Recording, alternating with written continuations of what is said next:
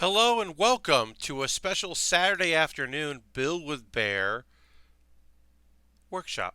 My name is Pat Baer. I'm here to build some model kits. We're going to finish up one. We're going to start another, which we'll probably complete during the stream because it is one of the Dragon Ball mech kits, and these are very easy to complete. Um, and right now, I'm just kind of hanging out, hoping a few more folks join us. If you're here in the stream, you can throw the Bear Cave emote, the Lego emote, the Scythe emote if you're a tier 2. Let the people know about these cool emotes. Becoming a subscriber is rad. And they're running a thing right now where if you gift a sub, everybody else benefits with emotes. Random folks get free holiday emotes, which is fun. Dude Wants His Rug is here. Hello. Do I think that this stream is going to be chock full of folks, going to be our highest numbers ever? No, I understand. It's a Saturday afternoon. One of our regulars, Harold, is running a 11-hour plus marathon stream. Dreadnought is here. Hello, Dreadnoughts. Welcome, welcome. But yeah, I'm not expecting this to be a big one. I don't stream in the afternoon. I'm an evening streamer. Um, and this Saturday is night tonight. I'm going to a holiday party. I'm wearing the shirt that I'll be wearing at that party. That's right, a nice blue button up. I'm going to throw this hat in my bag when the stream's over so I can bring it. I'm going to a holiday party. I'm literally going to upload this archive to YouTube as soon as the stream is over tonight and then head to the party. It is an annual Christmas party I go to. I do not miss it. But especially because I didn't stream Thursday night, I streamed Thursday afternoon, 5 to 7 my time, which is the afternoon for people. This whole week has been off, and I apologize for that. And then also, there's going to be a whole week where I'm not sure if I can stream. I'm going to South Carolina to see my folks. My plan is to bring gear with me because their internet is apparently their ISP is better than previous years, and I'm going to try to stream from them, but I don't know if that's going to happen. So I want to make sure that I got the chance to do some streams, even if they are irregularly timed, which means that we'll have less people watching, which is still okay. I hope that you enjoy it. We'll get to the building in just a minute or two. I did want to just, let people know this was what was going on, as far as, like, what was happening and why I was streaming Saturday in the afternoon. Pretty much unheard of here for me. With FiOS, I can basically stream anytime I want without an issue. I don't run into any problems in when I stream, which is a fantastic thing to be able to say. I'm very, very fortunate that I never run into issues of like, oh well, you can't stream. I can't stream right now because I drop frames, which is what used to happen with my old ISP. Oh, thank you very much for the hosting. I appreciate that very much, Dread. That's very nice of you. Yes. That Nick Fun says, "Let's go, Pat." Indeed, let's go. We are in the kind of pre-show hangout zone right now. We will get into proper building soon. This is just the part where I kind of chat with y'all and see what's going on. So you're asking yourself, Pat, well, what are we building today? Well, we're body complete with the Deathscythe, as you can see here. Deathscythe is done, but we got to put some wings on this thing. We got to put the cloak. It's called a cloak. They're bat wings. Let's be real. They're bat wings. We're going to put some big old wings on this thing. Some big wings. And then we're going to build the scythe. Because it's the Deathscythe. And if it didn't have a scythe, well, that would be a product issue. So we're going to build that. When that's done, we'll move on to Oolong's buggy. Oolong's road buggy. This will be the 6th of these kits that I've built.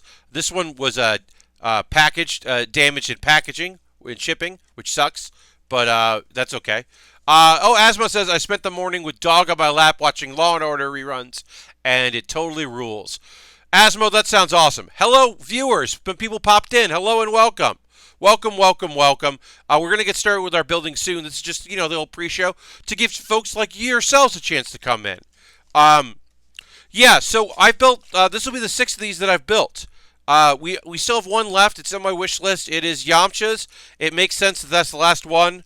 So there is a sticker on this, which goes on the front. One sticker, or sorry, 3 stickers for the face. With these kits, they do not paint the figures that come with it. But they're easy to assemble. They're small. They're cute. Originally, these were like versions of this were like loose in a bag, and you could actually get them in a capsule at a vending machine, and then they like released them as a kit with the bonus of each kit comes with each of the 7 kits comes with like 2 pieces to build the 8th kit. Get 7 balls, 7 vehicles, but you can get the 8th vehicle, which is Bulma's Romantic Fighter Plane, which is a weird name. It's funny because Bulma is just looking for a boyfriend. That's her story arc in Dragon Ball. I can't find a boyfriend, so I'm going to collect 7 mythical objects that when put together will grant me a wish. And my wish is for a boyfriend.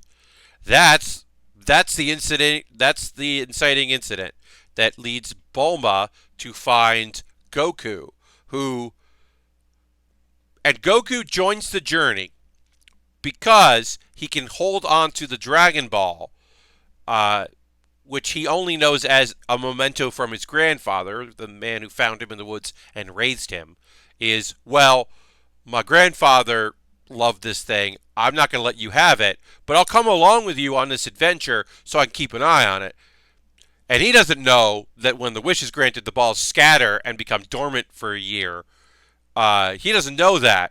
If he did know that, then the show wouldn't happen. You ever think about that with popular fiction, where if a little bit of information was known, it would fundamentally change the show? Like, if Bulma had been like, so I need this and 7 other balls, and I collect them, a dragon shows up, I get my wish, and then the balls scatter and become dormant. Anime talk, woot. Have you checked out any of Cannon Busters? I've never seen Cannon Busters, Dread. You're not the first person to mention it. It is not something that I've checked out yet. I'm going to throw that Google thing in there. Yeah, so this is, there's a fantasy book. Yeah. Okay, so yeah, it's on Netflix. Yeah. So I haven't had Netflix much of this year. I got it this month again. So Netflix is my tier 2 when it comes to monthly services, right? There's my tier 1s. You pay every month. You have it every month. Then there's your tier 2s, which is like, things coming out. I'll get that again. I'm going to renew. So I have Netflix this month, and it's on my list of things to check out. I just haven't checked it out yet. Because I had to get Netflix this month because here's my non-anime. Let's go to the overhead. We'll start building. This is going to be a chill stream. Only a few folks here. That's okay. I get that. Let's go to the overhead and start finishing up our Deathscythe Hell Custom Endless Waltz. And I'll tell you my pick for if you have Netflix and you want to watch something on Netflix this holiday season. You want to search for Astronomy Club. 2 words. Astronomy Club. Is that an anime? No. But you'd be right for thinking that's the name of an anime you hadn't heard of. It's not the name of an anime. It's the name of a fantastic sketch comedy series from a sketch group, Astronomy Club. They were a improv team. They still do improv. They were an improv team that started in New York with the idea of not just let's get 8 funny people together to be a team. What if they were people of color? Specifically, what if they were black people? Let's make that a thing. And then they wrote sketch shows. They've had some sketches that were bought by Comedy Central to air. And now they have a full-fledged sketch show, which, look, is it political? Of course it is. They're humans. There's politics to it. Is it also about the black experience? Of course it is. They're writing what they know. There are other writers on the show. They're the 8 main actors. There are people that are acting in it as well. Is it also fucking incredible universal truths? Yes. Uh, oh yeah, period piece. Uh, there's a sketch about bras, which seems to be complete. Like, look, I've never purchased a bra, but I know enough to know that that sketch resonates with people who buy bras. The idea, like, there's just this darkness to, like, there's a line of like, "You'll never know what size you are," or something like that, where it's just like, oh, Astronomy Club is fantastic. They have a sketch that they did for Comedy Central. That is like a dominoes tournament, but it's run like like an ESPN show that is just so incredibly great. Oh, it's so good. Yeah, they did some digital video stuff for. I'm having trouble getting this piece lined up. I remember this being an issue. Sometimes these are just not quite right, and you gotta line these up right here. These are the parts that are going to let me slide my wings back and forth. So you kind of have to get them right. And I want to make sure I do it right now so that I'm not worrying about it later. So I will take my time with this one section. But yeah, Astronomy Club. They're fantastic. They're all great people. Let's see. The three of the gentlemen of the team have a podcast called Black Men Can't Jump in Hollywood, which is really great. Keisha Zolar has written for a bunch of TV show stuff and is a fantastic writer and creator. Like a bunch of them are gonna blow. Like, you know, a bunch of them are already gonna blow up from this and like go on. Like, there'll be a bunch of them will just like shoot right up and already do cool stuff. Some of them have already done really cool stuff, and they'll continue to. I'm so happy for them. They are so fantastic, and it's been great to see them just do so well. Keisha Zolar from Astronomy Club is also from an improv group called Doppelganger. Keisha was always like, "This is the solid improviser. This is the great improviser of the team. This is not." She was never going to be the breakout star on Doppelganger, which is a 3-lady improv group, because Doppelganger is Nicole Baer, who you know from just being the fucking funniest, biggest, loudest voice in the world, but from Nailed It, the host of Nailed It, and Sashir Zameda, who you know from SNL and just being very funny and a great stand-up as well. Those three folks had an improv team, and Keisha was always just like, you know, on a team of shining stars, she's just a grounded, incredible actress who like can fucking just carry everything, and was the grounding force on that team. We got an emote. First of all, Lashbrook subscribed. Thank you, Lashbrook. That's 28 months on a 26-month roll. Missed my actual anniversary, I think, but 26 months. Well, Lashbrook, first of all, welcome back. Second of all, thank you very much for that. And now I got a holiday emote, which is the thing when you renew your subscriptions or you gift subs. That's the thing you get. Anyway, I wasn't expecting to talk about Astronomy Club, but I'm happy to, because they're phenomenal. And I'm always so enthused to be able to talk about how great they are. And I'm so happy their show kicks so much ass. And is the kind of show that they would want to make. And when it comes down to that stuff, like I always say, like, right, the hope is that there are people out there, different ages, different backgrounds, that see themselves. And like, the weird thing is, like, I'm so old that, so for a couple of the dudes on the team that they've been doing, you know, press and all this stuff, they were saying like Donald Glover was just starting to blow up, and they found out that Donald Glover had done stuff or was doing stuff at UCB, and so that's what brought them to UCB was Donald Glover, who like broke ground in his own way of being a young black man, like doing very well at a predominantly white, because of it being an expensive hobby and a new art form. You know, Donald was a self-starter. There's a very early Hammercat sketch Hammercats being the sketch group that Donald Glover was in. It was an NYU sketch group. There's a very early sketch group where scene that really told me, oh shit, this kid is very good, because I was older than him and still thought that way. But like, he was a college student, but they had this sketch. It's a Hammercats sketch that was it was Peter Pan and he was Peter, and it's Wendy being uncomfortable going away with him because this incarnation of Peter is black. And it's some of the jokes were like very heavy-handed, and some of the jokes are like, oh, and it was like fucking great. And to give credit to Fran Gillespie, who was the actress playing Wendy in that scene, for like going for it and living in the uncomfortableness of it.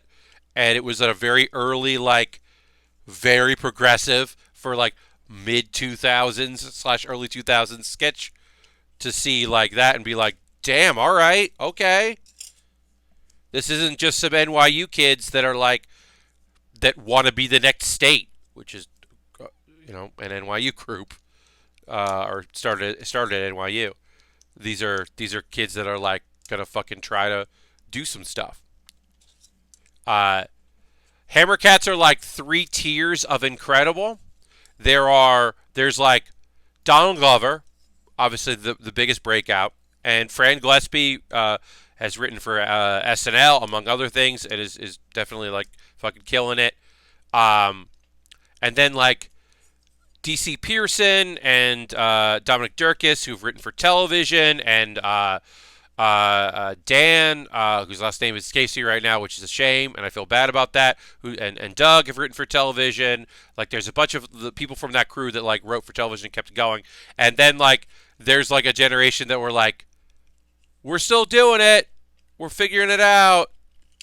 And then there are folks that are like, yeah, I was in a very successful sketch group in college, but I majored in accounting, and I'm an accountant. It's like, yeah, all right.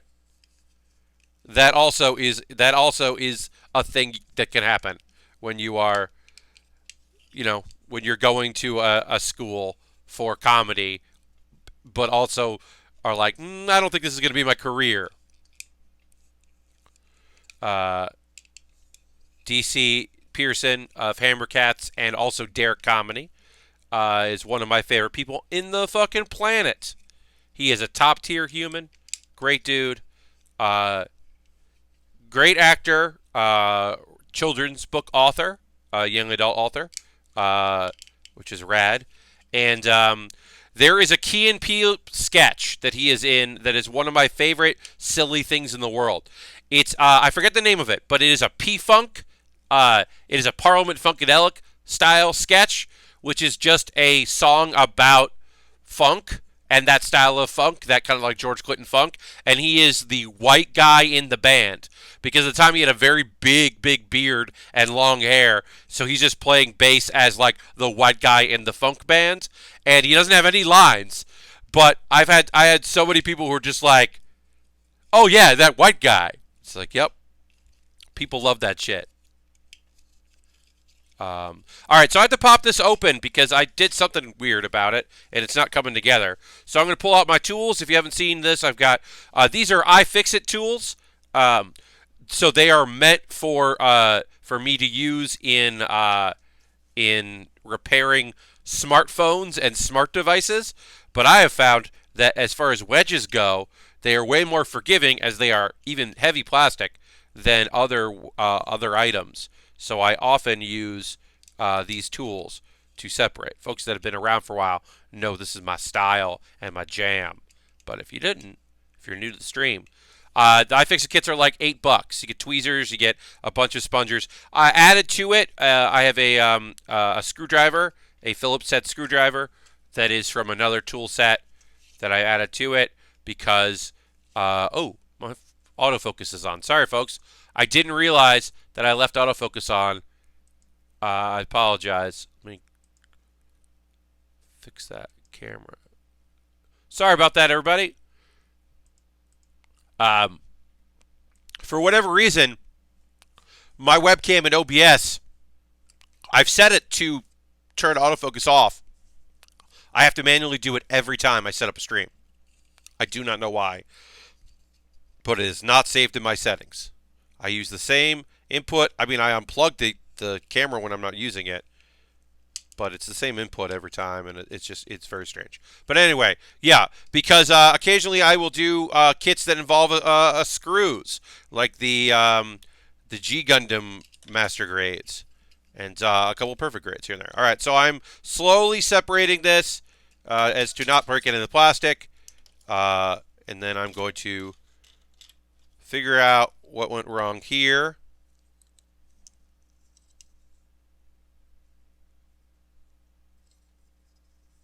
Which I don't know.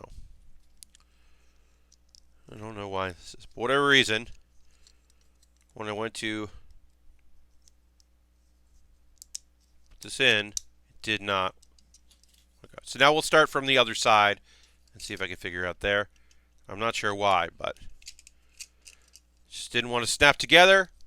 This is the wings. I want these wings to be active and work, the cloaking device to work.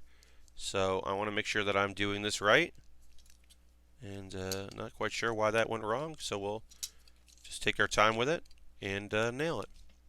How everybody doing out there? I know that not a lot of you today, and I try not to depend on y'all in the first hour for conversation. If there's anything you want to chat about, I will at some point in the second hour talk about anime. What came out, because there are 4 shows I can talk about, because I did have time today to watch a show that comes out on Saturdays. So I have 4 shows to talk about, and including the season finale of one show. I don't know why I said it spooky like that. And I can talk about Christmas stuff now. I knew I would talk about that. I'm going to a Christmas party. I'll tell you what I'm bringing to the Dirty Santa, the Yankee Candle, the gift exchange. I'll tell you what I'm bringing, because I don't expect anybody is watching this who is going to be at there. And the only person who would possibly be watching the stream will not be there in person, but might be watching the private live stream that we do. Literally, there are people who want to see the game so bad that they were like, oh, we'll do it on Facebook Live. And I was like, I have another Twitch account. I'll just stream from that on my laptop. It's not the perfect version of it, but it's something. Okay, I do not know what's going on here. So it should want to pull out like this, and it's not. And I don't know what's going on. But so I was lucky enough to receive a hardcover edition of Black Mage, which is a fantastic graphic novel about the first black wizard at a predominantly white wizarding school, and it is a young adult graphic novel, and it is incredible. I was lucky enough to receive a copy of that, and then I received a second copy of it, which is signed. So I am going to use that as my... There we go. Got it. I'm going to use that as my gift for this Yankee Candle gift exchange that I'm going to tonight. So I'm going to use the signed copy. I'm paying it forward because I already have a copy. And it's a signed one. And it's one of those things where, like, it's a book I want people to read. Will there be people there that immediately know this is from me because I've talked about it and they know me well enough? I'm sure. But do I think that, like, the audience that I'm going to be playing with, there will be someone that will really covet it and really enjoy it? Yes. It might be that I'm giving someone their holiday gift for somebody else. My friend Mujan doesn't go for a gift that she would like. She goes for, this is going to be the thing I get my brother. So every year she goes in with the understanding that I'm going to find a gift here of some sort, and then I am going to give it to my brother, and that'll be his Christmas gift, which I love that idea. Asma says, yes, I picked that up at PAX West, and I've only read the first part, but it is good so far. It's so good. Danny did such a great job writing it. DJ Kirkland, who I love, is such a great artist. This is both their first, like, major title after doing some other work. Is a labor of love for the both of them. And I'm very happy to share it, to pay it forward. And also, I didn't have to buy a gift. And, sometimes that's great. Lashbrook says, spent the week in Florida doing touristy stuff while trying not to say anything anytime my dad was racist, which was a lot. Just got back last night, and I'm still decompressing. Lashbrook, look, I can't directly relate. My parents are not overtly racist. They are just old. Uh, and we have a relationship where I often talk to them about the things they say in a way that is helpful. So, uh, it is not subtle about being institutional racism, which surprised me in a real good way. Yes, Asmo. Yeah, Black Mage is not a subtle book at all. It is going for it. Um, yeah, we talked about this. I think I mentioned on the stream before. It's a thing where like my folks mean very well. They're old school Democrats. My mom went to Woodstock, the first one. Like they're there's some hippiness in there, but they're also or old, and so sometimes they're unaware of it, right? So my mom was talking about how biker week happens and like it's really popular. People come from all over and it's tough to be on the roads and you got to be done because there's all these bikes. But the problem is that there's Black Biker Week and that's a rough one. And the cops are all out and it's so much smaller than Biker Week, but I don't know why it feels so much more dangerous. And I had to be like, okay, this isn't going to be a fight, but this is not. This is going to be a conversation. I was so, then I get to say, Mom, can you think of why the cops may be less tolerant of Black Biker Week, and maybe why there is a Black Biker Week and they're not just at Biker Week, and maybe why business owners might be less interested in taking the hard-earned money of these people, and why the cops may be out in stronger force despite the numbers being different, and how the area you live in that you retired to is so predominantly white that we only see black people at church and when we go to restaurants. And it's like, oh yeah, yeah, yeah. It's like, yeah, Mom. Your black friends don't your friends who are black do not live in your neighborhood. They they they go to your church. Your friends from church who are black that you do not see. And some of it is like unintentional, and some of it is just regional, and some of it is very much just like not doing the thought process. And like, I mean, I make those mistakes all the time too. Everyone does. That is, that's part of it. Um, but it is a thing where you're like, fucking yikes. But as I said, I am blessed and grateful that my dad and my mom are not out here trying to be hurtful and hateful. They are just sometimes thoughtless. But yeah, I mean, it took me a while of going to see them to kind of recognize, like, they had a big party for my mom's birthday a couple years ago that I got invited to, and it was my first time meeting like all their friends and like from the area and like being there together because holidays a lot of their friends around the holiday the winter holidays go and see their families uh,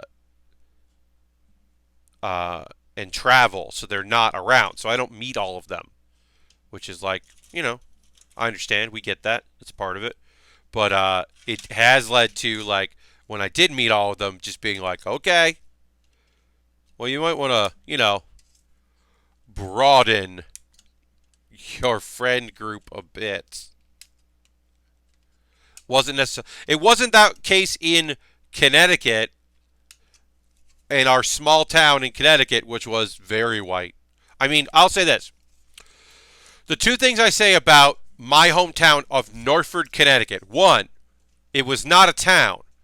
It was not a full city. It was a village. We could not be incorporated. We were so small that we could not have our own fire department or police station. So we were the village of Northford in the town of North Branford. So that was my big, like, what it was like growing up. That's like the thing I say about that part uh, of where I grew up.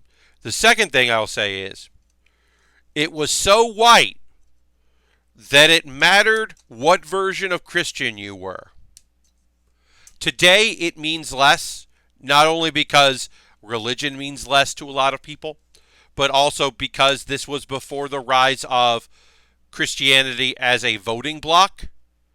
Um, uh, so I remember a friend of mine was not allowed to date a girl that was interested in him, that he was interested in as well. They were not allowed to date because he was Catholic and she was Protestant, and her dad didn't want his daughter dating a Catholic. That is some very white shit. That is some very, we do not have enough others in our town to be prejudiced against. We need to be prejudiced against other white people. Like, that is, that it was very white. Uh, um, I was not exposed to a lot of people from different cultures and different ethnicities and different races and religions, and, like, it was yeah.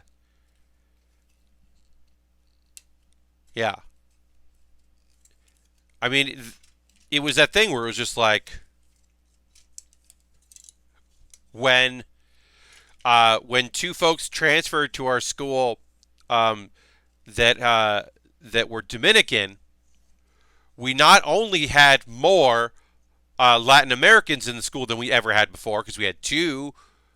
Um, my class jumped from having three black folks to having five black folks,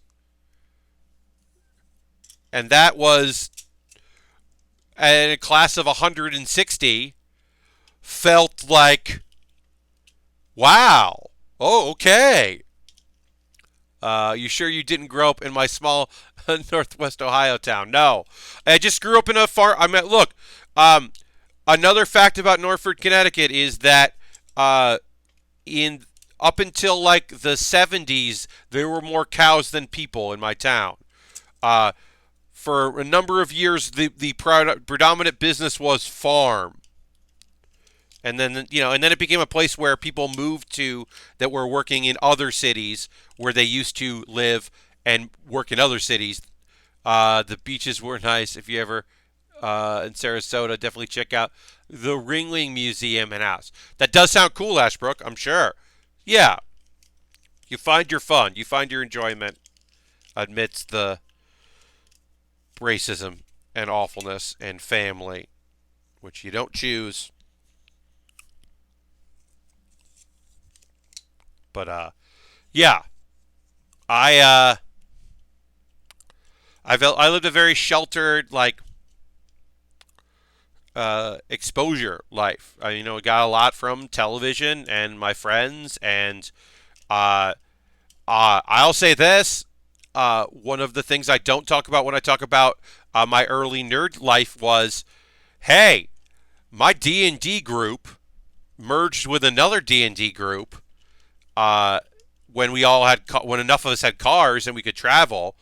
We merged with another one, and suddenly I was talking and hanging out with and being influenced just by being with a lot of people I had never had any contact with, a lot of religions I had never met anyone that practiced, and a lot of a lot of races that I had never like talked to socially.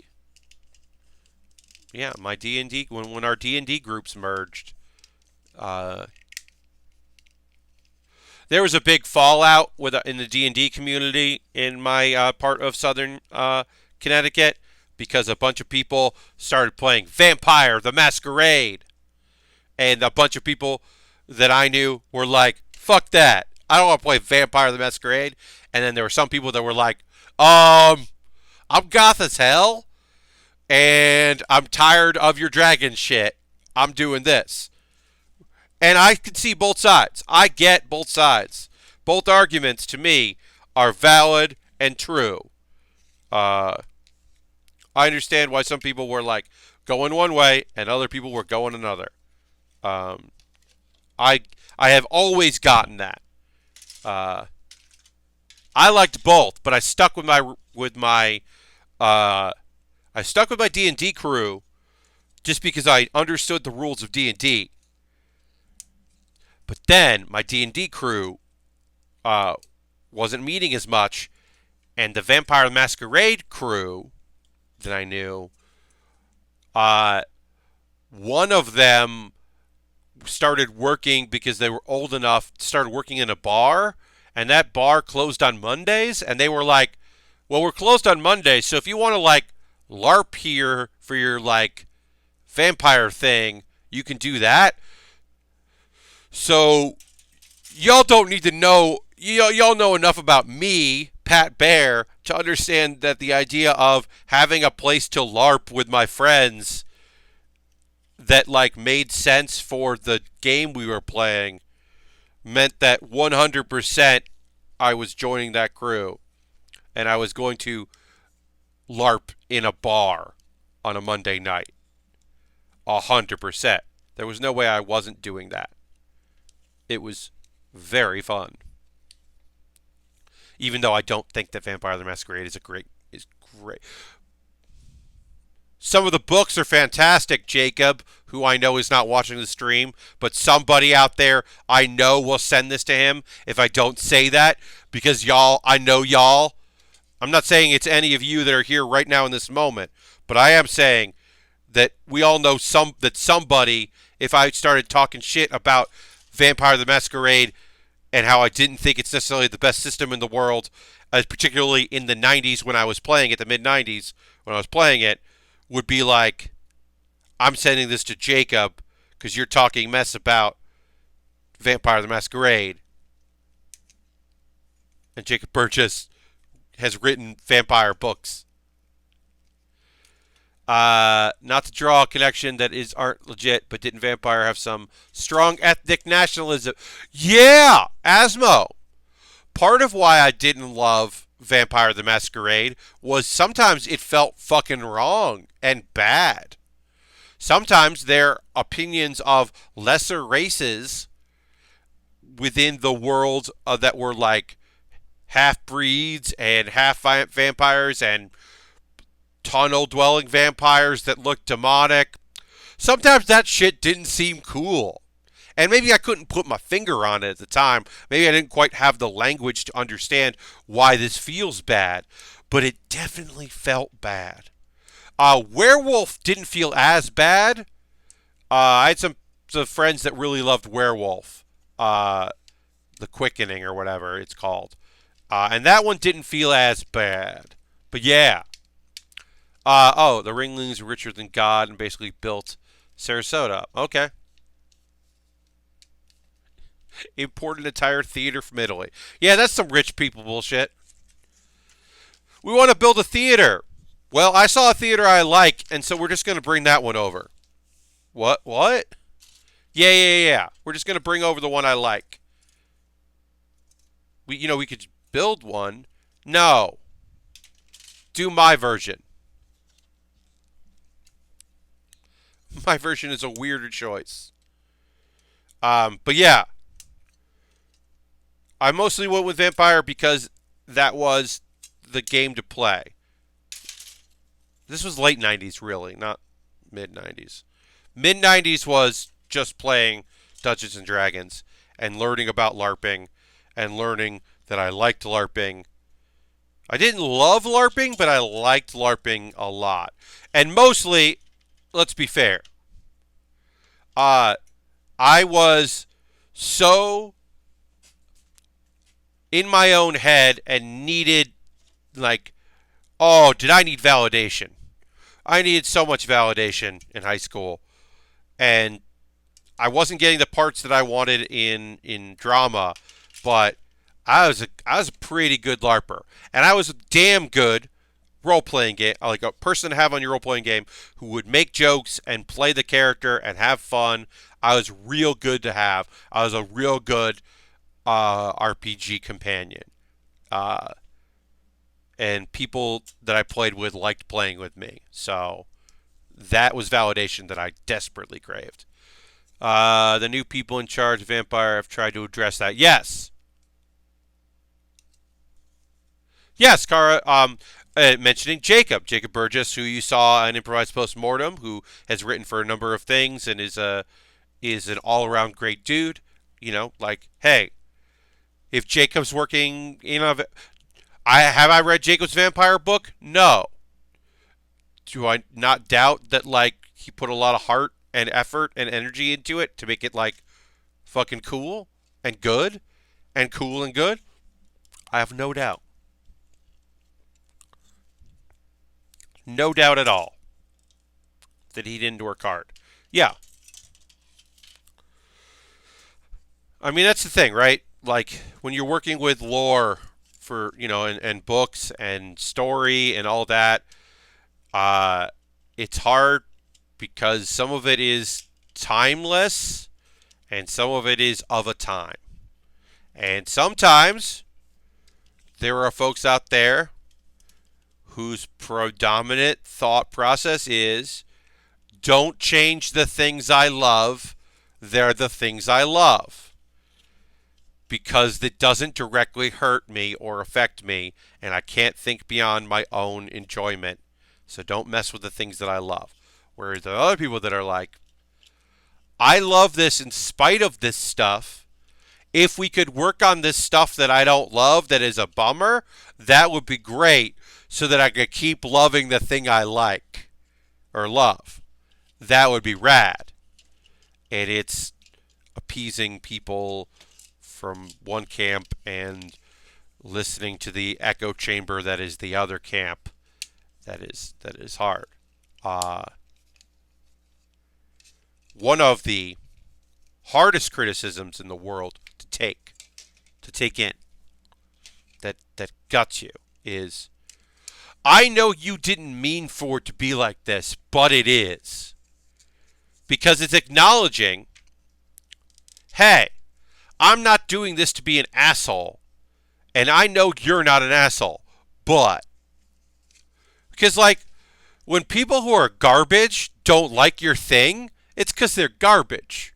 And that's the best negative criticism. When people throw in buzzword terms that tell me that they don't hate what I'm doing, they hate the idea of what I'm doing. They would like it if I was garbage like them. That's easy. That's great. Oh, that's the best thing in the world.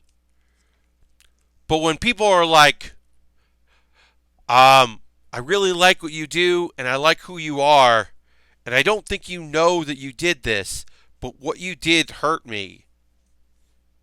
Could we work on that? Oh, that's the worst, when you're like, no, but I don't. And that's when you get defensive, right? That's when you're like, but I'm good. I'm good. So it's okay though, right? But oh, it's hard. It's really hard when you just don't, when you're like, shit, I fucked up real bad. This is a bad thing that I just did, and now I need to make it right. and I need to be loud about making it right so people know that I'm going to make it right, but not so loud to frame it like I'm a hero for doing what you should be doing and what should be done. But also loud enough so people know and they're like, hey, we heard you. We're going to fix it. And then it's really disappointing when, when people you like, who you want to give that leeway to, who you want to give that credit to, that the chance to fix it and to move on,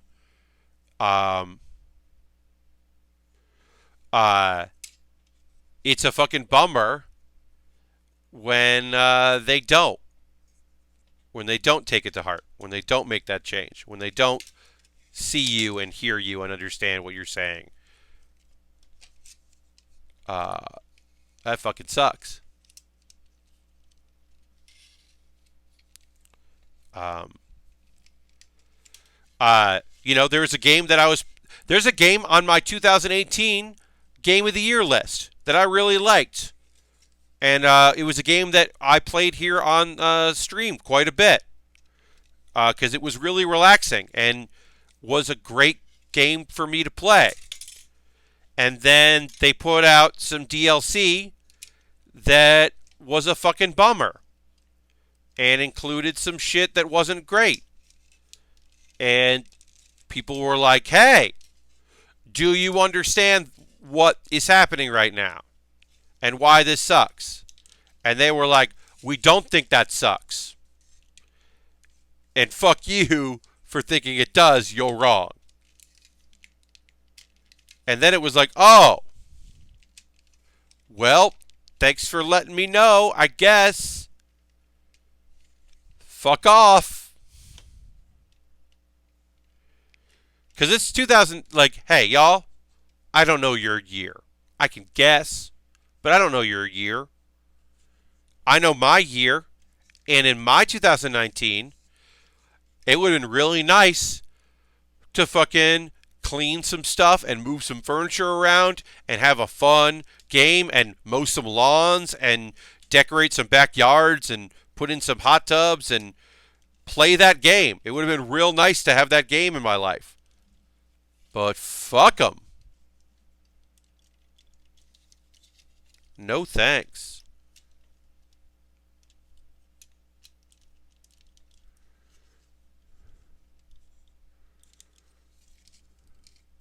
All right. So now we are done with our cloak, which is just wings, and we're going to attach our wings cloak to our death scythe. And if everything works out well, we'll be all set. Yeah. And then that can go, these go up. So this can go like that. This goes up.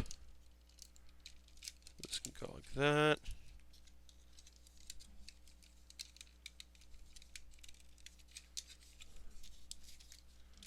You gotta do this. It's a whole fucking process. But when the process is done, oops. It's a whole gosh darn thing. But when the process is done, you can take these wings and you can fold them over.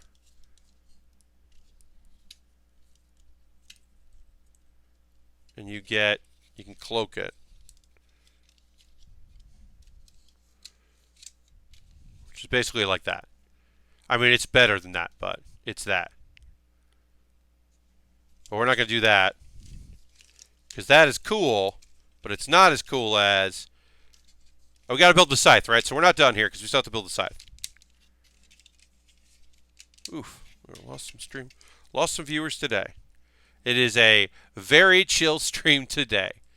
It's okay. I'm going to retweet this. I knew it. I mean, I understood, right? Like,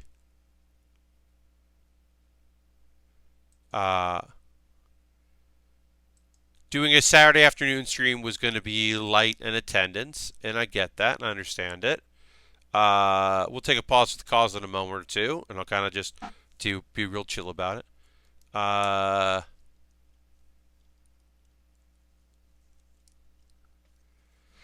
yeah, I expected this to be a chill stream, and it is, which is okay.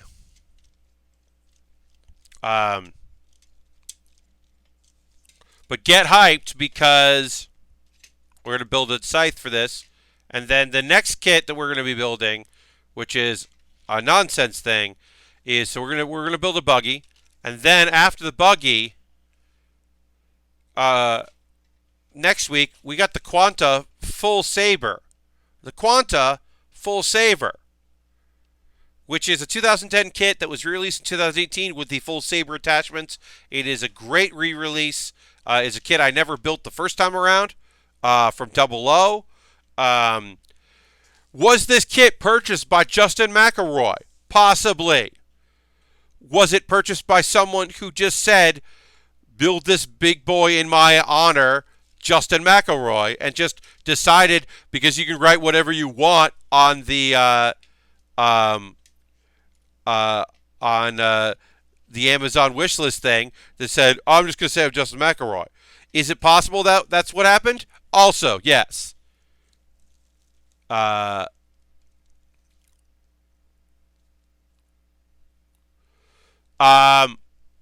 So it's possible. Justin and I do know each other. There were some games journalists that retweeted my tweet about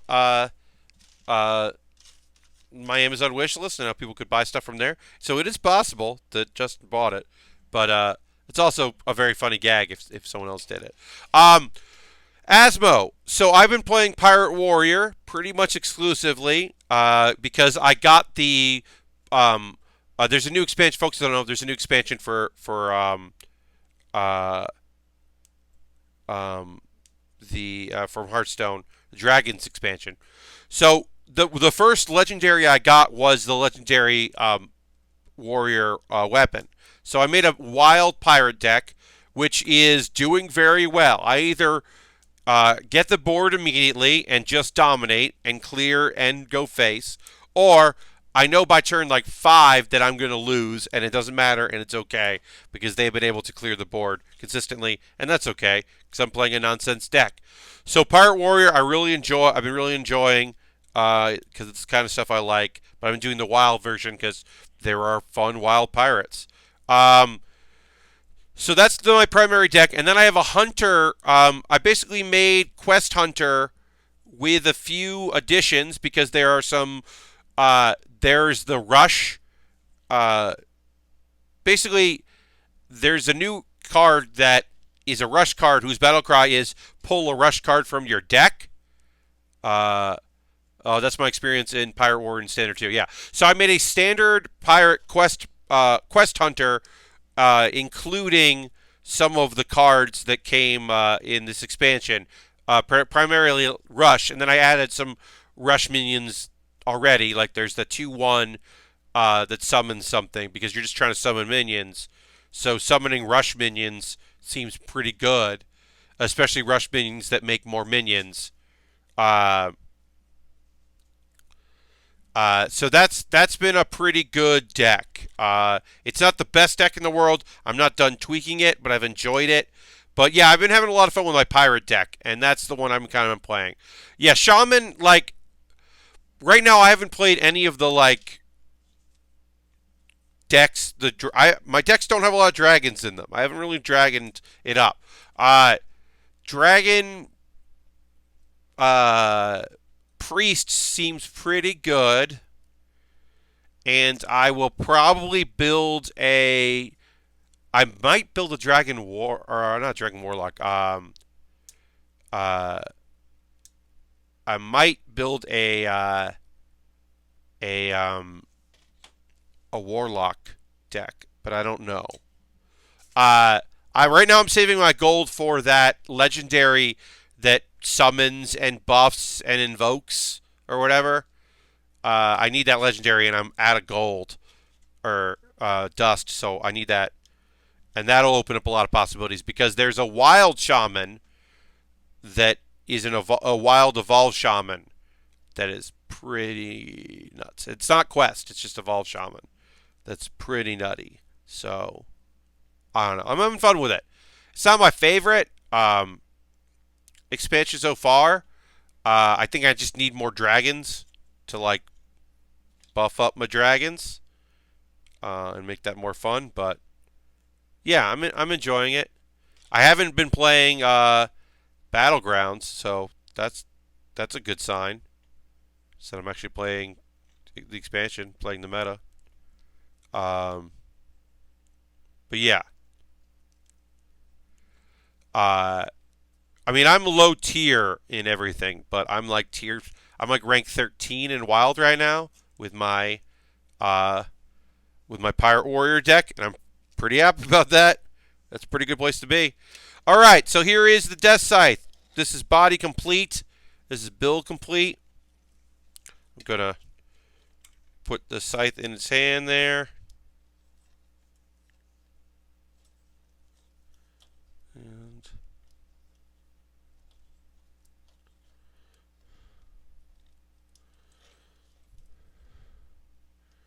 all right, there's our scythe. Oops.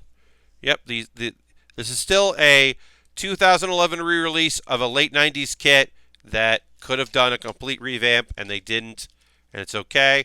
This was the second Master Grade Deathscythe. They could have learned from the first Deathscythe. They didn't. It's still an incredible looking kit. As Silverstreak said in the Discord, this is a Batman, some real Batman vibes, and it is. This is some late 90s, goth inspired Batman ass model kit that I love. I love it so much. I'm going to take a photo of it. Then I'm going to put it in its box. There are some decals. None of the transfers really matter. They're substandard. But yeah, Asmo.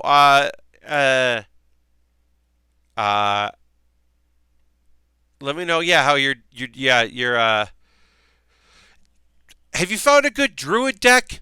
Because I love Druid, and I felt like there should be some good Druid stuff. But I don't know. I'm waiting to see. I just really like Druid. And I felt like that the shapeless one that like makes a minion on the board, that minion with rush, would work well in a token Druid deck. But I haven't really seen people doing it, so I don't know.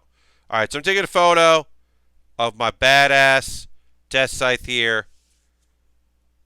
I gotta get the scythe in.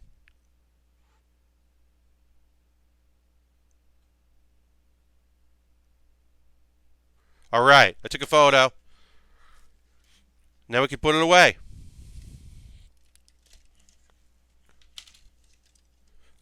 Folks, this is the second Deathscythe that we've done on the stream, or the Deathscythe custom, and we're replacing the previous one. I looked at it. That Deathscythe we built, I didn't do any stickers. I didn't do the eyes. I didn't do the head sticker there, the waist sticker. So there were no stickers involved in that kit.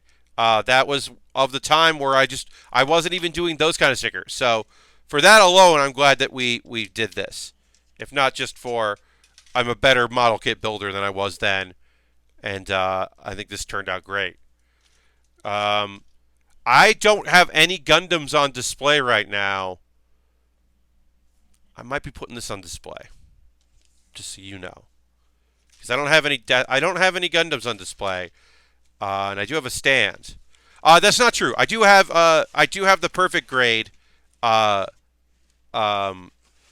Zaku, Char Zaku, is on display because that's a fantastic perfect grade, and the box is perfect for display purposes. So Deathscythe could enter that. I don't know. Anyway, now we got a fun one to build. But first, it's time for a pause for the cause. Hello, welcome. I'm going to keep this one very brief because there aren't a lot of you watching. If you're watching this on YouTube after the fact, links to the things I'm going to provide here are in the show description. First and foremost, hey, if you're a subscriber, throw the Bear Cave, the Lego, the Scythe emote in the chat. Let the people know. if you gift a sub, uh, or if you want to renew your subscription, people can get some cheer emote or some cheers, um, or not some new emotes, bits and coins. Always appreciated. Also, the druids I've seen mostly have been quest druid, but nothing really. Quest druids working in a few new cards like the one you mentioned. Okay, yeah, I mean that's a good card for quest druid, right? That makes a lot of sense. If you if you are a gift giver, there is a new little badge that goes there. As you can see, people have the VIP badge, the month-long subscriber badge. If they're a Twitch Prime user, they get those kind of badges, right? I get the broadcaster badge. Mine says 28 months because I am considered a subscriber to my own stream, which is nonsense. I'm a tier 3 subscriber. That doesn't make it, which doesn't make any sense. I know that. But yeah, becoming a subscriber is a great way to support the stream. We've got another hour left of the stream. We're gonna switch gears and work on a new kit. Things I want to promote. If you haven't seen the Improvised Postmortem, please check out the Improvised Postmortem. I'm just gonna put this link right here.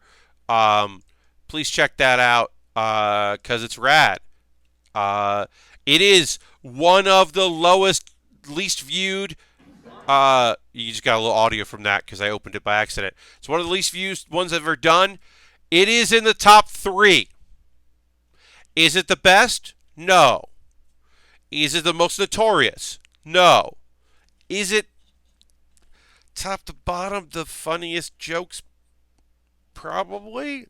It's the only one where I stopped the show to go on a rant about an anime that I like. For good or bad. That's the Improvised Postmortem. Ways to donate. I'll put that in there. I'm not even doing my Nightbot commands. I'll do my one Nightbot command soon. These are ways to support the stream. My Amazon wish list. We can talk about that. I got a couple things coming in the mail for my wish list. I'm expecting in the mail. One is the kit that we'll work on next, the full saber. We might even start that today. Hey, added to the wish list is the Death Army from G Gundam. That's got a club rifle. It's a rifle that can be used as a club. It's $14, which is a good deal for a 144 high grade. I also put in, and of course they're not Amazon Prime shipping. But I put in what is it? It's the FC and the FD 35s. I put in more glue kits from Initial D because I'm ready to do another glue kit. It's hard, but I'm ready to do it. So I put those on the wish list, and Lego and a bunch of other stuff that you all know and like or aren't ever going to buy, and I'll buy at some point. I put those in. They're there. I've got 2 things coming in the mail that who picked those up? I can't remember. I'm going to look this up. Somebody told me, hey, I bought you 2 things. They're coming. And I can't remember who because I'm bad at that sometimes. But I can check my messages. Let's check my messages real quick because I know I have 2 kits coming. Activity.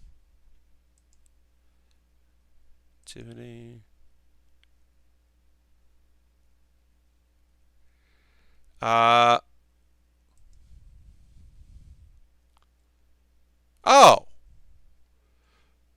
Was that Ultron?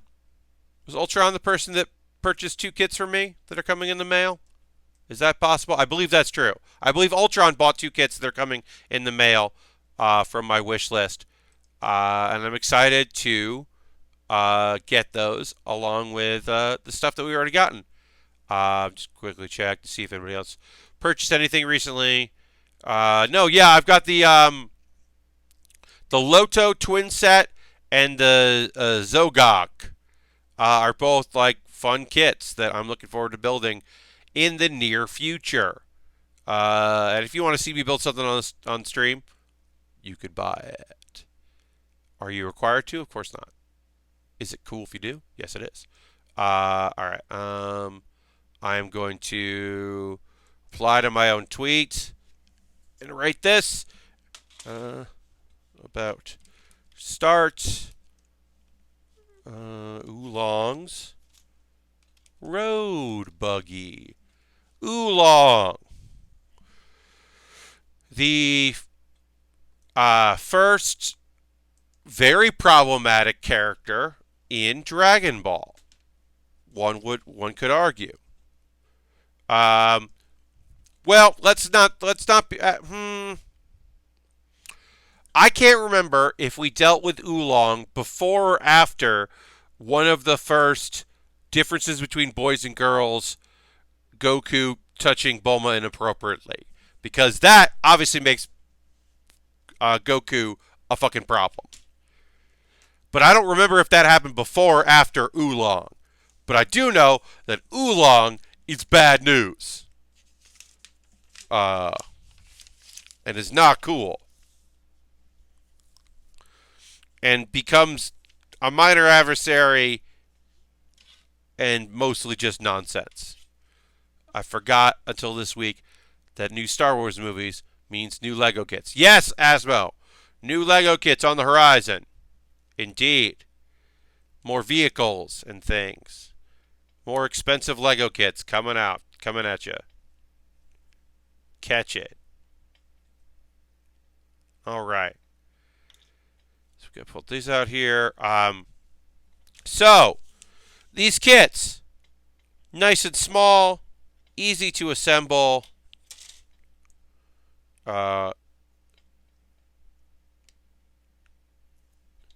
Pretty simple as far as design goes.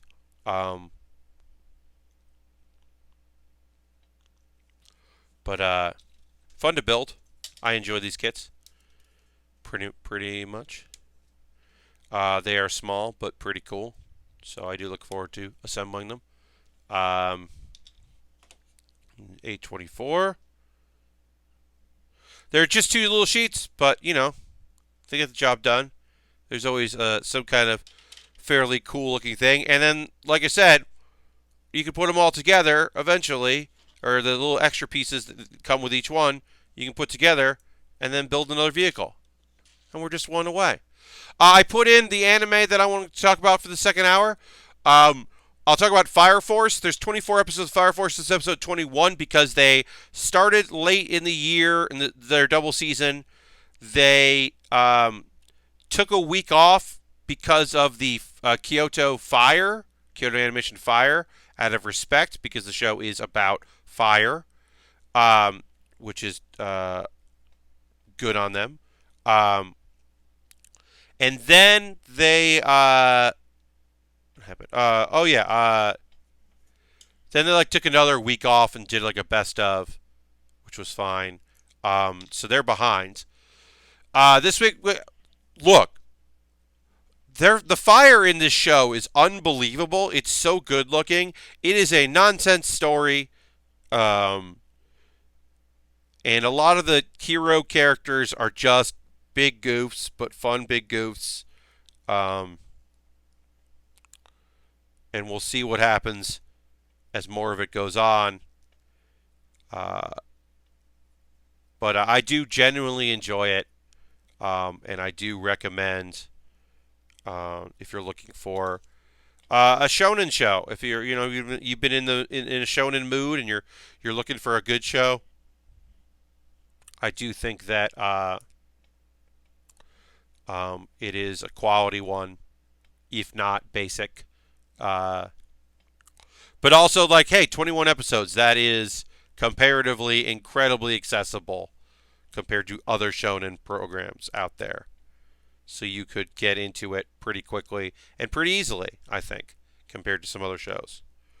All right, so we need 812 and 112 wheels.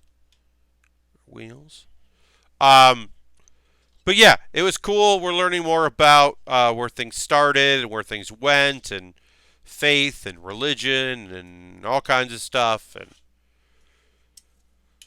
Hoping to see some characters be some more badass characters. There was definitely a great gag of like, oh, do you want to know? Do you want to know? I'm not going to tell you. That was the villain doing that. And then there's a moment where the heroes get to do that, and it gets ruined because he does tell them what happens. And it's like, oh, but I was going to be rad.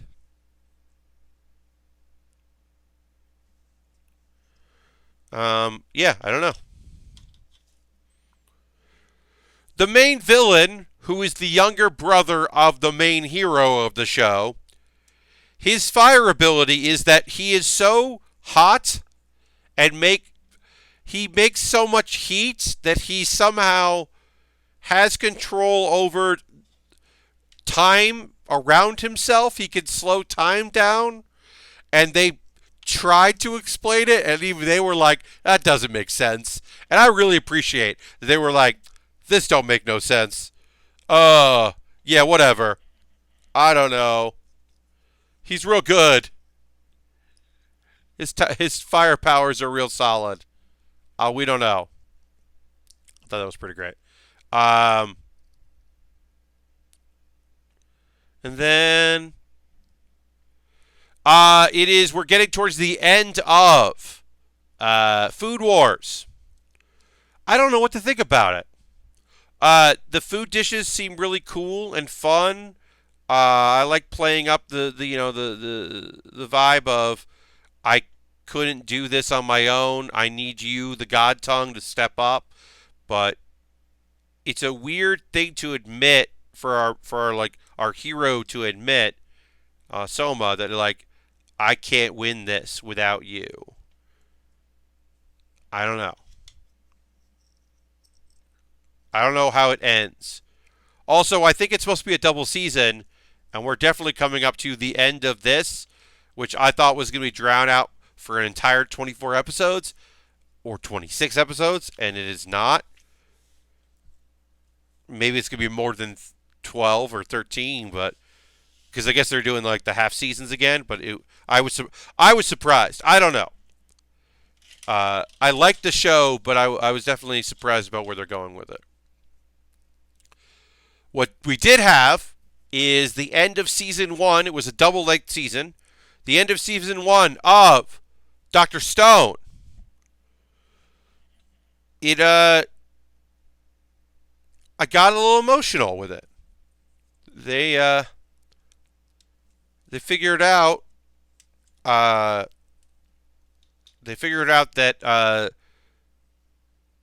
Senku's dad had left a recording in glass on his gravestone. His gravestone was a container for this glass for Senku to listen years later to. And the message was like hope, and it was like rallying people together. And then it ended with this incredible singer from his time singing a song. And it was like all these people's first time like really hearing music and hearing like imagine hearing like one of the best singers in the world, like one of the most popular singers in the world is like the first music you ever hear, and kind of like igniting the kingdom of basically they do their first like phone call, like receiver, like long distance receiving message, and they're like, there's a gag where they're like, hey, Chrome, you got to think about this is important. You want to say what really matters to you. And he says, science is amazing, huh? And that's like, but that is this show. If you haven't seen Dr. Stone, hey, it's a show about how science rules. Like, that is, their thing is like, fucking science, right? And people were like, yeah, man, turns out, fucking science. So even the point of like the meathead Magma, which is a complete meathead character, who is like, I'm sticking around because you're going to show me cool things. That's why I'm helping you. But I hate you, and I could kill you at any time. But I'm not going to, for reasons. Well, my reasons are, you promised you would show me cool stuff. Like, he hears music for the first time, recorded music, and he's getting emotional. And, like, yeah, everyone's fucking on board. They're up for it. They're up for, like, the kingdom of science. I don't know. I'm excited about season 2. I will say this, I will never tell you, but there is someone on my Twitter block list who told me a manga spoiler for Dr. Stone. Now, sometimes people get excited because you're tweeting about anime. And they want to fucking tweet about anime because there's someone they can talk to anime about with. I get that. But if I'm talking about a moment that happened in the anime, you owe me the courtesy. You owe people, anyone, the courtesy to, at the very least, say, "Are you reading the manga?" Also, what if I was, and I wasn't talking about this big thing that happened because I'm talking about the anime and people aren't caught up yet. Oh, easy way to get on my block list. I don't care if they're watching the streams. I don't care if they're watching my YouTube. Like, you don't talk about the manga if the anime is happening. Because more people watch the anime than read the manga. Unbelievable. I was livid. Anyway, there's going to be a big fight. Characters that were in the beginning of the show that haven't been on will be involved. Some shit's going to be pretty good. Hell yeah, Kingdom of Science. We'll see what's up. Feel good way to end the season, and also it ends with them acknowledging, yes, there is a season 2, which, hey, y'all don't need to know that. Y'all knew this without me saying it. Dr. Stone did pretty good for Crunchyroll, and did pretty good as a release in the U.S. People are kind of into it, so it makes sense that in Japan apparently it's doing very well as well. I'm going to bring up the Crunchyroll released a poll in the Japanese poll. Oh man, side note, because I just saw on Crunchyroll, I really wish that Jump Force was a good video game, because Law is going to be in it. Like, they're just, I mean, it's all, look, it is fan service, the video game, but like, dang if that's not, having Law in there isn't cool. Like, I don't know how he works, but that's real cool. Let's see. Where's that poll? Come on. There was a poll of popular Dr. Stone characters, like the popularity of it. And I'm trying to find that link, and I can't. It's okay. I don't need it. Ooh! That's right, the season 2 of that show that I liked. Yatagome-chan. That's a really cute show this year. Demon Slayer, Go Sweet. Alright, I can't find it. It's fine. Anyway, the old man scored real high, and I think that's great. The old man scored a lot higher than a lot of characters, and that's good, because it shows that Japanese audiences understand that sometimes the old man character, the old person character, can be rad as hell and should be acknowledged as such. I can appreciate that very much. When Crunchyroll ran their own poll for the best characters in Rising of the Shield Hero, they didn't include the cool old lady, and I was like, what about the martial arts grandma? You're just not going to put the martial arts grandma on this list? AKA my favorite character in the show? I mean, all right. Think you're wrong. I really cannot stand the way Jump Force looks. Yeah, Lashbrook, it looks bad and plays bad. It's a real bummer. Because it's like, I'm not going to get a Hunter x Hunter video game. I'm not going to get a Black Clover video game. But those characters can be in Jump Force.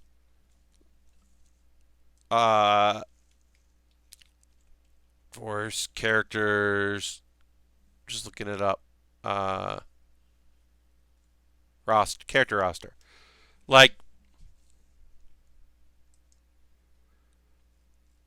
yeah, like One Piece. Yeah. My Hero Academia. Yeah, there's another game coming out for My Hero Academia, like Naruto. Yeah. Yu Yu Hakusho. Probably not getting a Yu Yu Hakusho video game anytime soon. There have been some. Hunter x Hunter. Definitely not getting a video game for Hunter x Hunter. So I'm so excited like to have that stuff show up in there. Yu-Gi-Oh! That's just fun and weird that I really like that. Like in a fighting game. JoJo, I'm sure there'll be another JoJo game at some point. But Kenshin, I don't think so. Like, and yeah, Black Clover, like, maybe Black Clover will have a fighting game at some point, but I doubt it. So to have them show up in there is just rules. It's such a bummer. Just looks bad and plays bad. And it could be rad. Is it rad? No. So we got, actually, I'm going to check the number on this. We have, We Never Learn, which comes out on Saturdays, and I watched that during my lunch today so that I could talk about it on stream. It was episode 11. I believe there will be 12 episodes. So I believe that next week will be the finale of this season. Although the first season came out in April, so like who the fuck knows? Maybe it'll be a double. I don't think it's a double. I think this is gonna be it. Overall, I like this season. This one is tough because it's a school festival, so there were a lot of fun little moments and a lot of character interactions that I thought were good. But overall, like, wasn't my favorite. You don't have the college girl because why would you? And there's teachers involved, and I don't think that's necessarily great because she's my least favorite character in the show. So to have her there, I was like, meh, meh. But it was mostly fine. Yeah, look, there's not a lot of slice of life. There's not a lot of romantic comedy that isn't fucking weird and gross. Because like all of the romantic stuff this season has been real weird. So to have one that's like, this is not weird. It's nice. It's kind of like predictable in some ways. Like the entire class that one of the characters is in, all the girls in the class think that she has a crush on the dude. She does, but like, so they're all going to try to help in a bad way. It's like a lot of people trying to help in a bad way. But yeah, overall, it's an okay show. It's fine. I feel like no one's going to kiss. There's a thing at like the end of the festival, you kiss each other. And that's who you're going to be with. And he's like, but yeah, wouldn't you kiss someone that you were dating? Weren't you already in a relationship with that person? Like, it doesn't seem like to make any sense. As like a jinx or something. So I don't know. He'll probably kiss like the teacher or some dumb shit. And that'll be the end of the season. People will be like, oh, what's going to happen next season? I don't know. I'm really underselling We Never Learn. I think it's cute, and I think some of the characters are really fun and funny. Ogata still rules. Rumi Ogata. She's still like a great, fun character. Just busty math nerd who's on the spectrum, and because she's on the spectrum, clearly not written, written as, not claimed to be, written as, clearly written as a character definitely on the spectrum who like is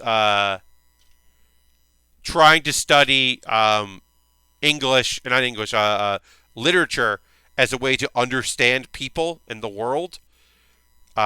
He's just the best character in the show. She's just like, I don't understand. I'm trying. I could be a math genius, but I'd rather just do this thing.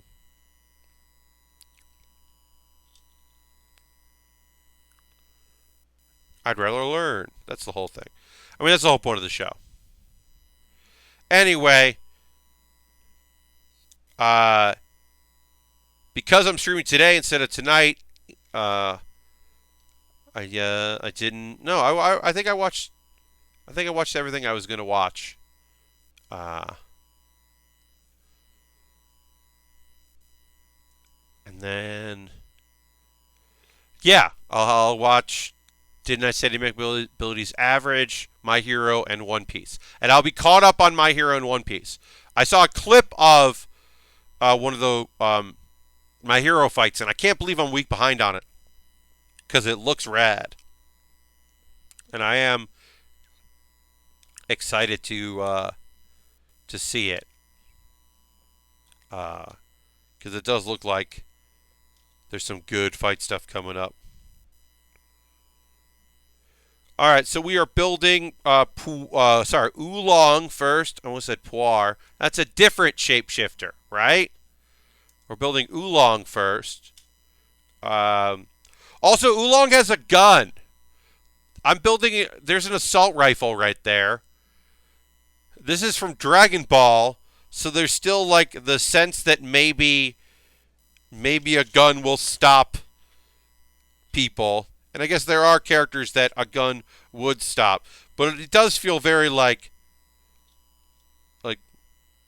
no, that's not going to help anybody. You can just leave that at home.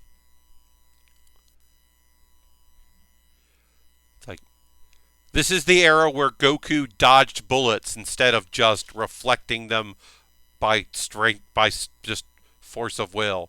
He did have to dodge weapons. Characters did get shot now and again. So that, yeah. It's just a different thing. He just did shadow images of himself because he was moving so fast. Didn't worry about it.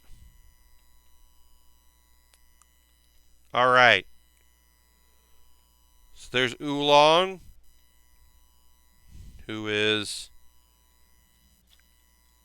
sits here.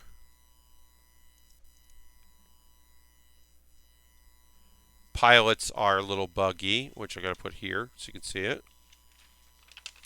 Now let's build a Goku. As I said, I knew that we would not only start this kit, but we would finish this kit like today. These are quick builds. I think the hardest trouble I ever had was the first one I built. There's a version of these where they're metal, and they're like metal versions of the characters. And that Goku on Bulma's motorcycle, which is the first one you built, that Goku was difficult to put together. It just kept falling apart. The pieces didn't really line up right. And that has been the hardest part of any of these kits ever. I'm sure painting these could be a nightmare for some people. But we benefit from not painting.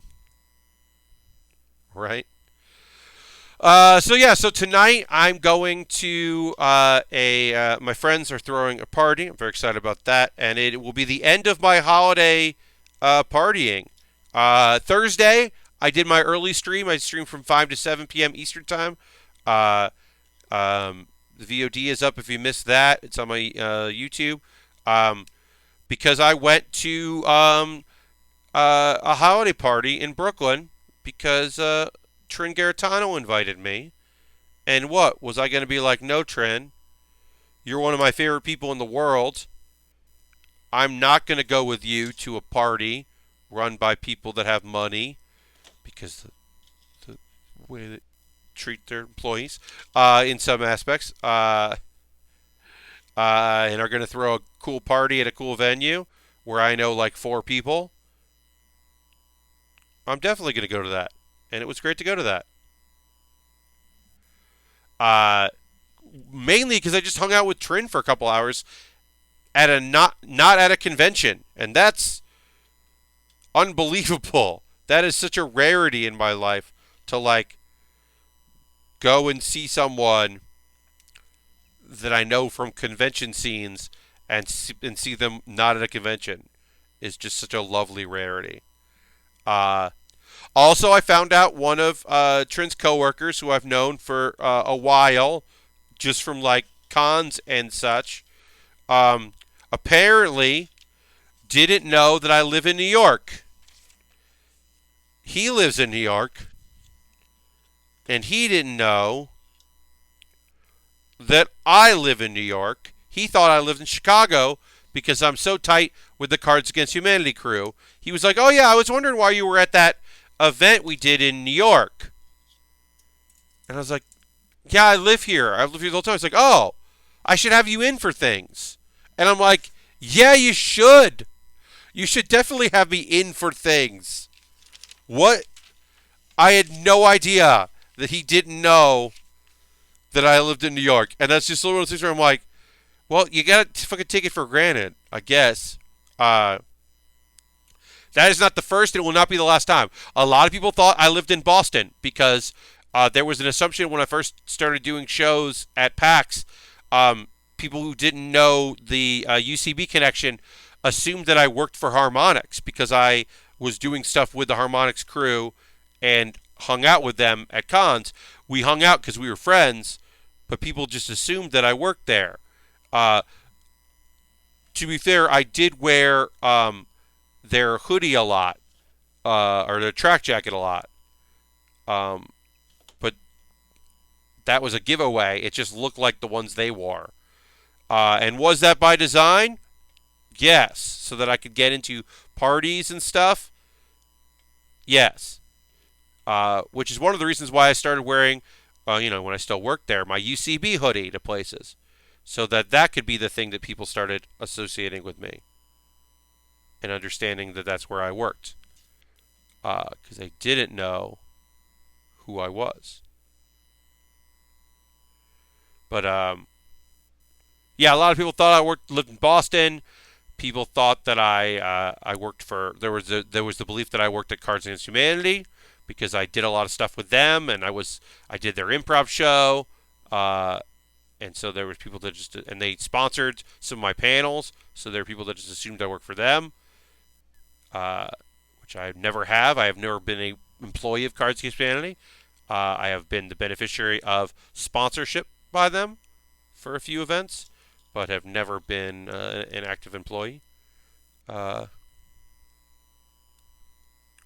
there are folks that thought that I worked in some capacity at Giant Bomb, which I do not, and have never, because I have been on some podcasts and done some stuff. Or there was somebody that I was talking to that was like, I just assumed you work for GameSpot because I don't pay attention to what they do, but everyone I don't know who does stuff at Giant Bomb works for GameSpot. So I just assumed that you did too. And I was like, oh, no, I don't. That is the wrong assumption. Now I don't work for anyone, and it's weird. Because I still put like League of Heels for my PAX submissions because I'm like, I don't know, I guess that's my credit. Oops. Alright, so Oolong sits like this. And then Goku sits like this. But he doesn't really sit. He like balances. And it's not good. This is a bad balancing act. So I'm going to try to get it. Okay, I got it. I got to take a photo real quick. But as I said, these things take like 40 minutes to put together.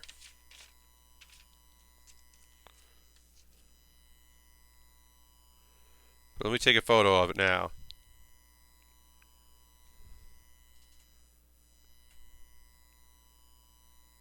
All right. Okay, so we built that. We built that. I've now assembled 6 out of the 7 of these. There's a 7th one is still on my wish list, and I would like to build it, and then I can put them all together and put together the 8th thing, the Bulma's plane, which the piece from each of these came. But yeah, someone bought this. I don't know who. This was bought off my wish list. I do not know who purchased it. But thank you to whoever did. You're one of the you're one of the greatest of all time. All right, we can start. I won't take a photo at the end of the stream of this, but like we can take a look at this. Oh, actually I'm not done. There's a sticker. Rewind. There's a sticker we got to put on. We didn't put the sticker on. I missed putting the stickers on. Is that a step in this kit? I feel like it's not a step in this kit. That's weird.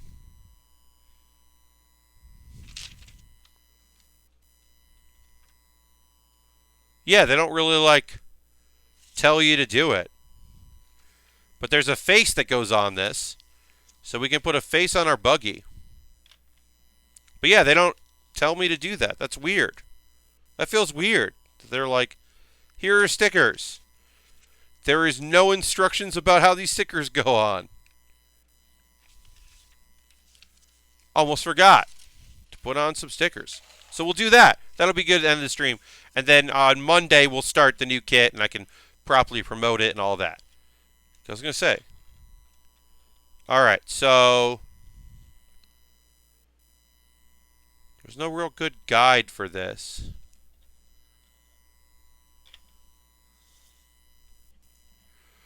I'm going to do this. I'm going to make this image a lot bigger.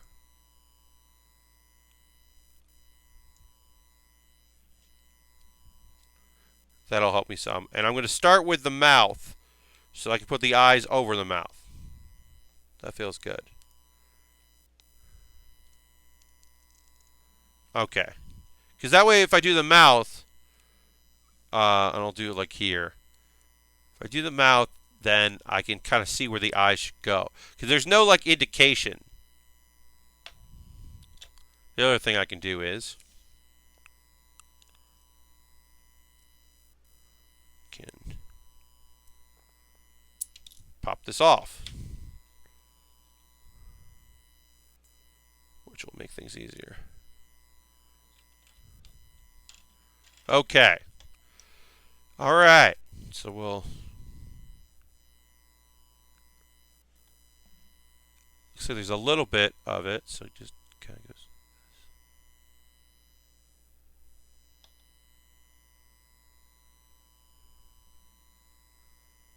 Yeah, that looks all right. Okay. Down. All right. So the mouth's on there. I've got a mouth on there. Now we got eyes to put on. Yeah. You know, there's no indent. There's no like shadow. There's no line. There's no like. It is just like, hey, you want to put a face on it? You can. Here's the stickers to put the face on. Do it. But you know, it's an inexpensive kit. I can understand that. All right, so that is.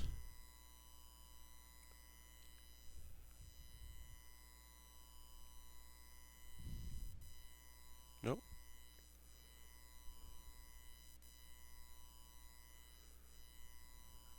I do not like where I put this eye.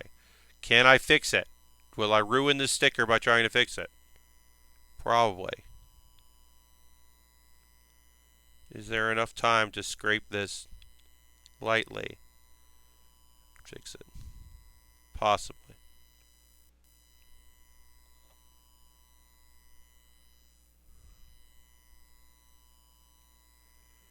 Alright, I'm just gonna not like where I put that eye.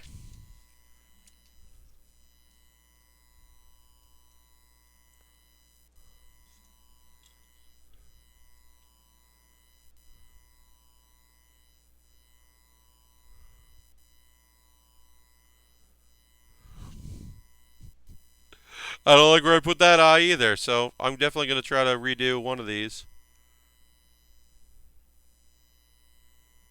Alright, I like that better. Okay. Now I can put this back on here. Now we got to retake the photo because now I have the proper eyes on.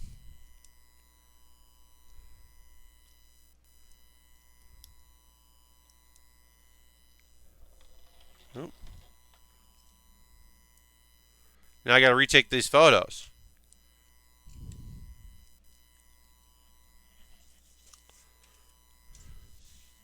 So let's get our Oolong. Where'd Goku go?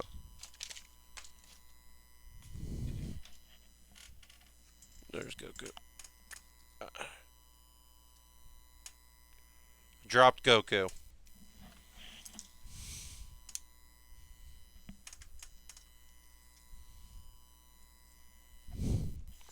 Didn't realize I dropped Goku. So let's rebuild Goku. Goku's hand goes like this.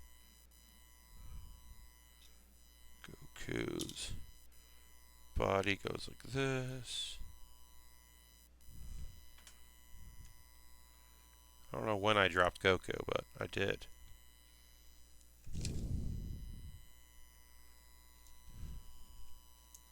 Oops. See, this is a fine and easy build until you suddenly want to do something you didn't think about. And then it's like, oh, nope, nope. Now I'm mad at you, and now I'm going to be difficult and weird for no real reason. Everything was great, but I've decided to be difficult. Because you wanted to put a sticker on it. Kit got mad at me for some reason.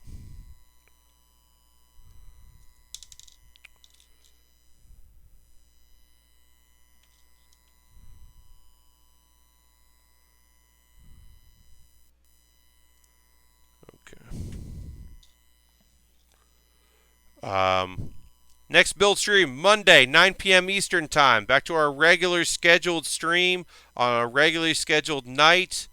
I will be doing my my Jackbox stream next Wednesday. I'm going to look that up right now when that is, because I do not remember it.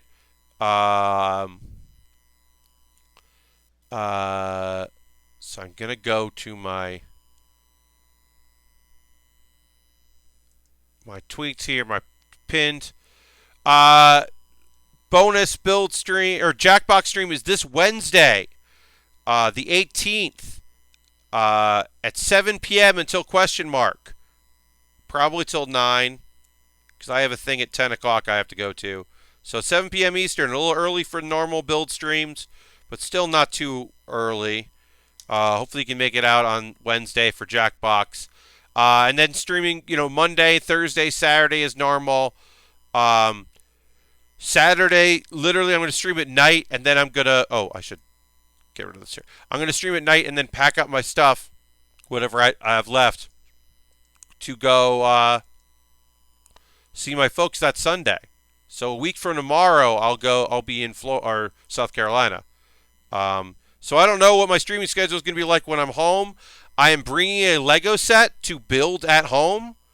That is the plan. I have a smaller kit that I can build while I'm there, so I'm bringing that specifically to build. But I do not know if I will have the bandwidth, literal bandwidth, to be able to do that. So no promises, but I'm going to try to stream. But next week we're set 4 streams, 3 build streams, 1 hangout stream. Stream. It'll be fun. You'll have fun. All right. A couple more attempts at getting this right. Reassembling a thing that I already built and had no problem with the first time I built it. Isn't that the way? When you're like, if I had just not noticed that I wanted to put the stickers on this, we would have been done. I would have, started looking at the next kit that we're going to build instead of just starting it fresh on Monday. But instead, I now need to complete this. And I will be annoyed if I don't.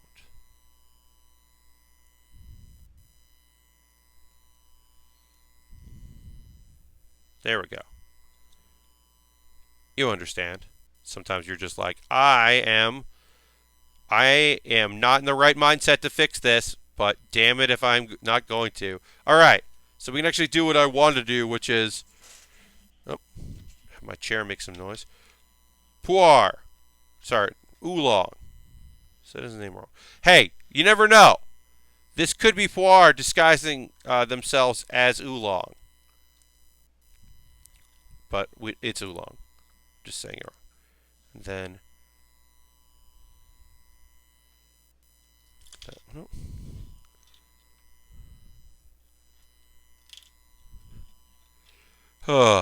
I'll get this. Don't you worry.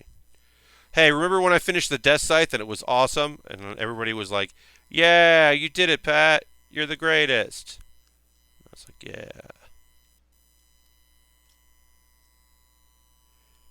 It's this weird thing where, yeah, Goku balances on Oolong. This would be really annoying to display because of that, I think. All right. Got to get the stickers in this photo if I'm going to take a new photo. All right, new photo was taken. That's going to do it for the stream. It ended weird. You're not wrong. You were like, this seems like a weird end to a stream, Pat. You're like, had somewhat of an existential crisis about a Dragon Ball tiny model kit getting it right. And you're not wrong. I did. This is the next thing we're going to build. It's the Quanta. It's the Quanta Full Saber. It is a 2018 re-release. It's a 2010 kit or 11 kit with some new parts on it. The new parts rule. It's got so many gosh darn swords. Look at all those swords. Swords and shields. And it looks cool. One thing we're going to do right now is we're going to raid. We're going to raid Kate Stark, who's running 3-year anniversary of being a Twitch partner. If you've never seen Kate rules. We're going to have a good time there. We're going to go raid Kate in just a moment. And I think we're going to have a good time with it. But thanks for watching. I'll hopefully see you on Monday. Bye-bye.